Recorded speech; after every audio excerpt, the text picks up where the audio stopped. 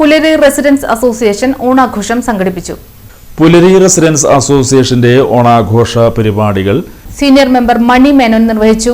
Association president VJ Shijo അധ്യക്ഷത വഹിച്ച യോഗത്തിൽ വൈസ് പ്രസിഡന്റ് ഇന്ദിര ജഗദീശൻ സ്വാഗതം ആശംസിച്ചു. സെന്റ് മൈക്കിൾസ് കത്തീഡ്രൽ വികാരി ഫാദർ ഡൊമിനിക് പിൻഹീറോ മുഖ്യാതിഥിയായി.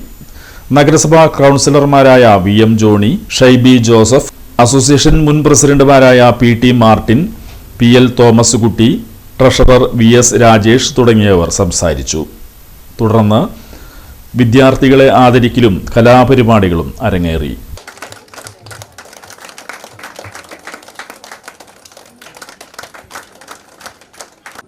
നമ്മുടെ ആത്മാർത്ഥതയാണ് ഇതിൻ്റെയൊക്കെ പിന്നിൽ.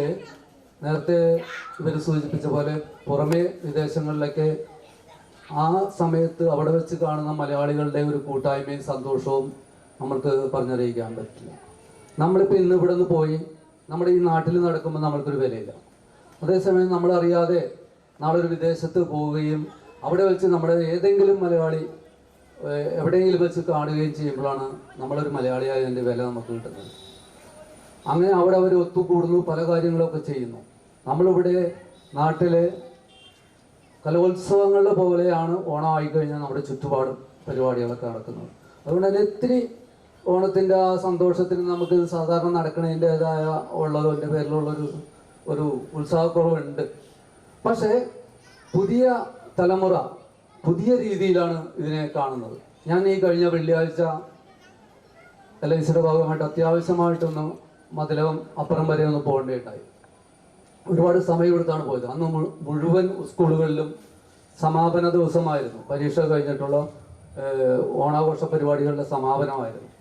അപ്പം മതിലകത്ത് ഞാനൊരു കാഴ്ച കണ്ടു. ഏതാണ്ട് തമിഴ് സിനിമയിലൊക്കെ കാണുന്ന രീതിയിൽ പല ബാച്ച് കുട്ടികളൊക്കെ തന്നെ ഒരേ കളറിലുള്ള ഇടിവെട്ട് ഷർട്ടുകളും മുണ്ടുകളും പല രീതിയിലുള്ള ഡ്രസ്സുകളൊക്കെ ധരിച്ചിട്ട് ഓണം എന്ന് നമ്മൾ സംസാരിച്ച് തുടങ്ങി ഓണാഘോഷം തുടങ്ങുകയാണ്. അത് ചിലപ്പോൾ 6 മാസം അല്ലെങ്കിൽ 5 മാസം അങ്ങനെ നീണ്ടു നിൽക്കും ഓണാഘോഷം. ഓരോ ജില്ലകൾക്കും ഓരോ സംഘടനകളും, ആ സംഘടനകൾക്ക് കുറെ ഉപസംഘടനകളും ഒക്കെ ആയിട്ട് ഒത്തിരി ഓണാഘോഷങ്ങൾ വിദേശത്തൊക്കെ നടക്കാറുണ്ട്. പക്ഷെ നമ്മളുടെ നാട്ടിൽ നമ്മൾ ഓണം ആഘോഷിക്കുമ്പോൾ ആ ഓണത്തിനടുത്ത് വരുന്ന ആ കാലഘട്ടങ്ങൾ, അതായത് അത്തം തുടങ്ങി ഞങ്ങളൊക്കെ പഠിക്കുന്ന കാലത്ത് പറയുമായിരുന്നു, ഓണം കേരള ഏക് ബേഡ വിശേഷ त्योहार है, അത്തം കെ 10 दिन में ഓണം ഹേ, അങ്ങനെ പറഞ്ഞാണ് നമ്മളെല്ലാവരും ഓണം ആഘോഷിക്കണം. അപ്പൊ അത്തം തുടങ്ങിയാണ് നമ്മൾ ഓണം ആഘോഷിക്കുന്നത്.